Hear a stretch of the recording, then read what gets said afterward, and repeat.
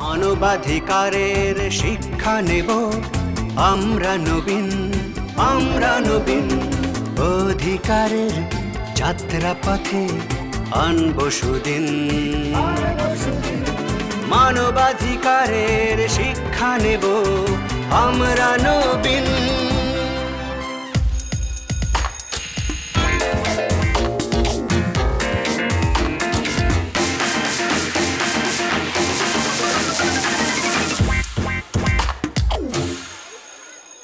মামা কি মজা, কি মজা! মানবাধিকার মানে কি সোজা! আচ্ছা মামা, হ্যাঁ? আরেকটি প্রশ্ন আমাকে শুধু গুঁতো মারে, হাতে না, পেটে না, আমার মাথায়, ছোট্ট মাথায়। প্রশ্নটি যে শুধু আমাকে গুঁতায় মামা। প্রশ্নটা কি বলো? মামা, মানবাধিকার কি সবসময় সব মানুষেরই ছিল? কে কবে কেমন করে মানবাধিকার সব মানুষকে দিল?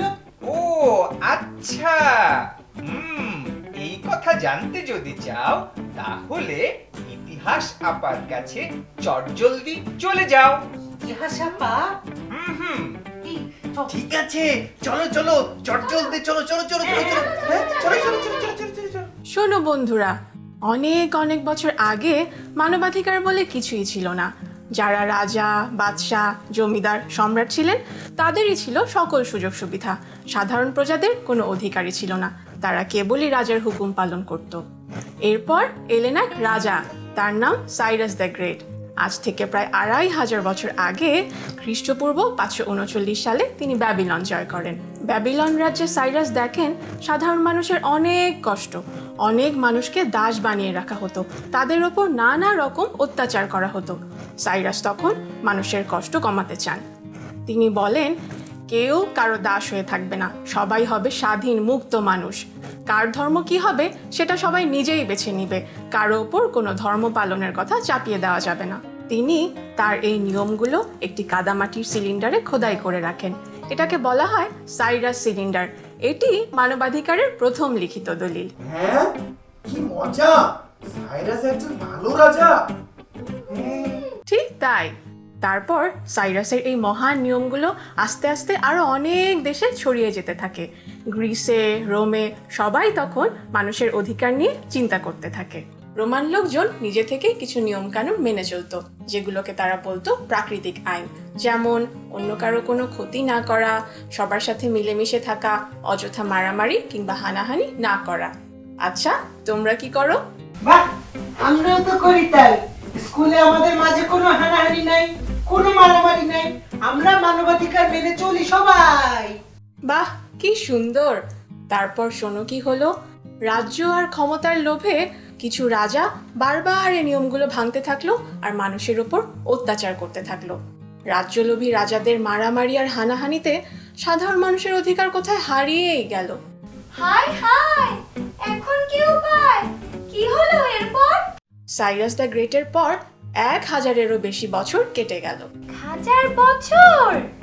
হ্যাঁ, ১০০০ বছর। সাইরাসের সেই নিয়ম কানুনগুলো ভুলে মানুষ তখন মারামারি হানাহানিতে জড়িয়ে গেল। এরপর ইংল্যান্ডে এলেন আরেক রাজা, নাম তার জন। ১২১৫ সালে তিনি একটি চুক্তি স্বাক্ষর করেন, নাম তার ম্যাগনা কার্টা। মেঘনা, মেঘনা মানে আমাদের যে মেঘনা নদী আছে সেই মেঘনা কার্টা? আরে মেঘনা না, ম্যাগনা কার্টা। এটা একটা চুক্তি। এটিতে বলা আছে সাধারণ মানুষের অধিকার তাকে দিতে হবে, তার অধিকার কেউ কেড়ে নিতে পারবে না, এমনকি রাজাও না। আবারও স্বীকৃতি পেল মানবাধিকার। এই ম্যাগনা কার্টার সূত্র ধরে ১৬২৮ সালে ইংল্যান্ডে পিটিশন অফ রাইটস এবং ১৬৮৯ সালে বিল অফ রাইটস স্বাক্ষরিত হয়। এতেও সাধারণ জনগণের অধিকার রক্ষার কথা বলা হয়। ইংল্যান্ডের অধীনে তখন অনেকগুলো দেশ ছিল। ইংল্যান্ড তখন আমেরিকাকেও শাসন করত। আমেরিকার জনগণ স্বাধীন হিসেবে নিজেদের দেশে নিজেদের অধিকার চায়, বিদ্রোহ হয়। শেষমেশ ১৭৭৬ সালে আমেরিকা স্বাধীন হয়। স্বাধীন আমেরিকার সংবিধানেও বলা হয় নাগরিকদের অধিকারের কথা। এরপর ১৭৮৯ সালে আসে ফরাসি বিপ্লব। ফ্রান্সের রাজা তার শাসনকালে শুধুমাত্র রাজপরিবার এবং বিভিন্ন ধনী মানুষদেরকে নানা রকম সুযোগ সুবিধা দিত। সাধারণ জনগণের তেমন কোনো অধিকারই ছিল না। জনগণ তখন তাদের অধিকার দাবি করে আন্দোলন করে। তারা রোমানদের সেই প্রাকৃতিক আইনের মতো করে তৈরি করে প্রাকৃতিক অধিকার। প্রকৃতি দিবে এই প্রাকৃতিক অধিকার? এই অধিকার তবে কার কার? আরে এই অধিকারগুলো প্রাকৃতিক অধিকার, কারণ এই অধিকারগুলো প্রাকৃতিকভাবে সবার প্রাপ্য। এই অধিকারগুলো একজন মানুষ আরেকজন মানুষকে দেবে। এই অধিকারগুলো সবার সবার সবার।